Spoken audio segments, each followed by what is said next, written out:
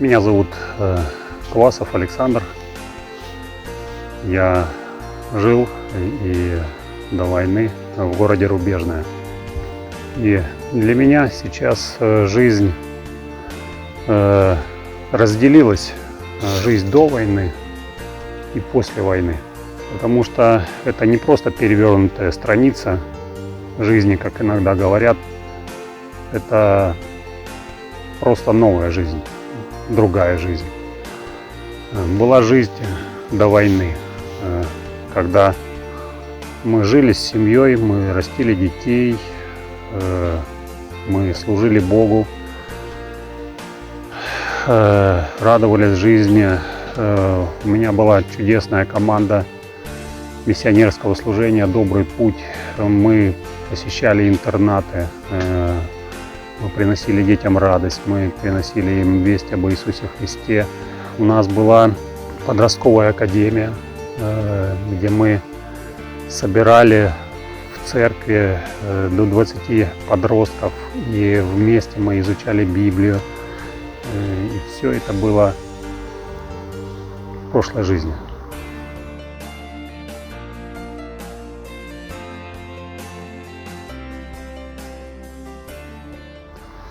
Война для нас началась рано утром, когда мы проснулись от сильного взрыва. Поначалу мы наблюдали войну через экран монитора, а война потихоньку приближалась и к нашему дому.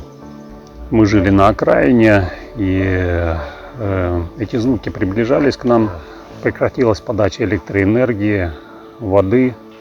Нужна была вода для того, чтобы просто пить, чтобы приготовить пищу. Были гаражи, где была колонка, где вручную можно было накачать воду. Нужно было идти через поле, которое простреливалось. И один раз нас накрыло минометным огнем.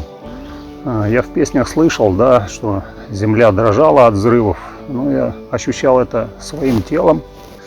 Мы разносили продукты, которые у нас были, членам нашей церкви, до кого могли дойти, до кого добраться. Мы разносили воду, которую приносили. Я шел в дальнюю комнату нашей квартиры, когда на улице раздался сильный взрыв. Я пришел на кухню и говорю: Светик, у нас больше нет квартиры. И после этого мы уже стали думать, как самим выбраться из этого города. Много друзей, кто молился за нас, переживал. Наши друзья из Гірської Зупинки, из Верхней Грабовницы, из Цевы, они сказали, что могут дать нам убежище, приют в своей квартире в Ужгороде. И мы целенаправленно ехали туда.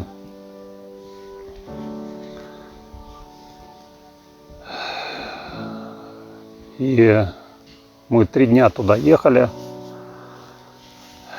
прямо из подвала, в зимней одежде, в которой мы 2 недели, которую мы 2 недели не меняли.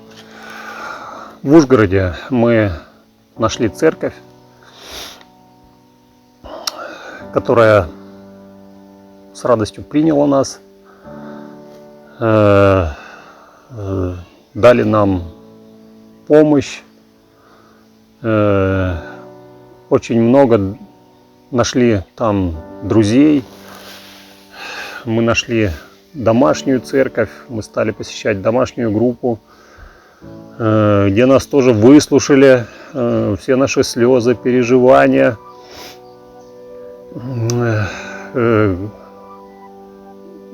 Тоже стали помогать, кто чем может. Нас забирали машиной, чтобы привезти в собрание, чтобы довести до места, где малая группа, чтобы отвезти домой. Наши друзья, которые предоставили нам квартиру, тоже заботились о нас. Ихняя церковь тоже давали нам продукты. Ну, У нас дома не было таких запасов, как появилось здесь. Друзья из Словакии нам передали там и одеяло, и подушки, и постельное белье, полотенца. Ну, то есть, я говорю, с таким богатством уже как новоселье можно справлять.